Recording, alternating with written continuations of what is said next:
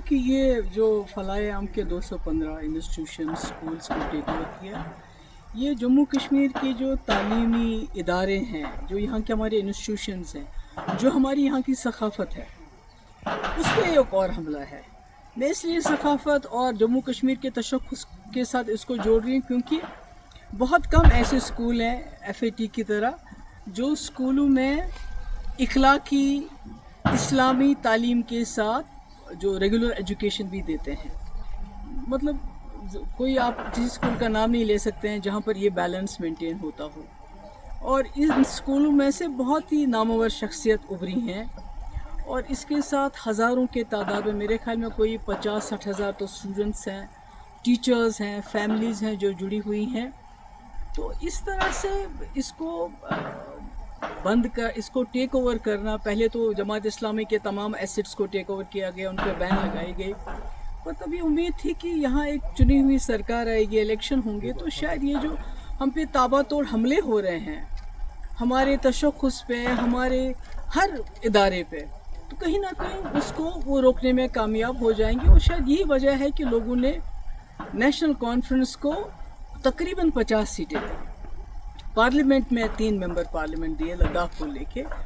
तो पर अफसोस की बात है कि बजाय इसके कि वो इस चीज़ को रोके, तो ये गवर्नमेंट की तरफ से ऑर्डर आना, मुझे लगता है कि ये मतलब एज अ कश्मीरी मुझे लगता है कि ये जो लोगों का जो भरोसा है उन पे क्या गुजरी होगी, मैं उसका अंदाज़ा नहीं लगाना चाहती। क्योंकि पिछले इलेक्शन में तमाम लोगों ने अपनी आइडियोलॉजी से बालातर उठ के, चाहे वो जमात इस्लामी थे, चाहे अहले हदीस थे, चाहे एम्प्लॉइज़ थे, चाहे टीचर्स एसोसिएशन थी, चाहे नौजवान थे, सब ने सोचा कि एक ही जमात को वोट देंगे ताकि ये जो तूफ़ान आ रहा है हम पे मरकज़ की तरफ से, इसको शायद एक जमात रोक पाएगी, एक ही जमात रोक पाएगी। क्योंकि PDP को तोड़ फोड़ करके PDP लगता था लोगों को ये ख़त्म हो चुकी है, ये मुकाबला नहीं कर पाएगी।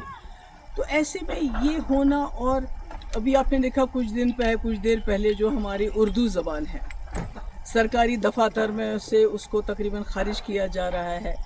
हमारी किताबों, हमारे जो सिलेबस है, जो करिकुलम है, उसमें जो है हमारे शेखुल आलम रहमतुल्लाहि अलैह हैं, या हमारे अल्लामा इकबाल साहब हैं, या इसी तरह जो हमारे आगा शाहिद साहब हैं, उनको बिल्कुल उससे अलग किया जा रहा है। तो सरकार जो है खामोश है, और इस बार तो सरकार हिस्सा बन गई। आपको याद होगा 2016 और 17 में जब यहाँ बहुत हालात ख़राब हुए, पथराव रोके ना रुके, दिल्ली से इतनी बड़ी टीम आ गई, बड़े बड़े मिनिस्टर्स की, बड़े बड़े पॉलिटिशियंस की, और हुर्रियत के दरवाज़ों पे गई कि आप दरवाज़ा खोलिए, हमसे बात कीजिए, दरवाजे बंद कर दिए। यानी इतने हालात ख़राब थे। उस वक़्त मेरे ऊपर बहुत प्रेशर आया था कि आप जमात इस्लामी के ऊपर क्रैक डाउन कर लीजिए, बैन कर लीजिए, इनको PSA लगा लीजिए, इनके एसेट सीज कर, जो अब हो रहा है, जो इस वक्त की सरकार इस वक्त कर रही है।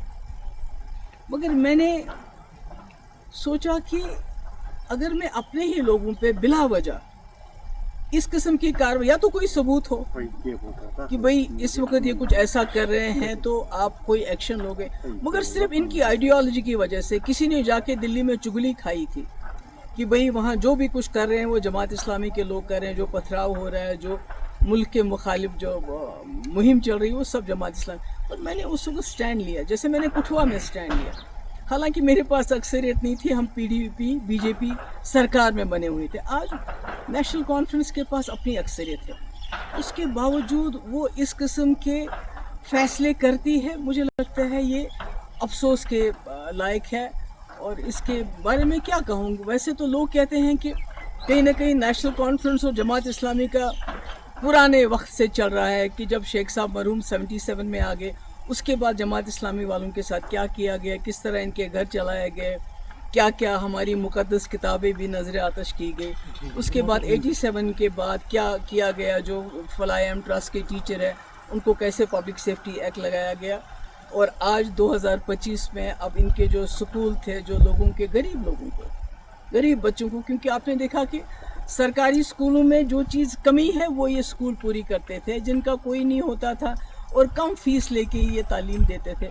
تو آج انہوں نے اتنا بڑا سسٹم جو ایک بنا ہوا ہے اس کو ایک حساب سے تباہی کے دہانے پہ پہنچا دیا ہے. کئی گھر اس کے ساتھ وابستہ ہے, کئی ٹیچر, سب کا مستقبل جو ہے. میم آپ نے ایجوکیشن منسٹر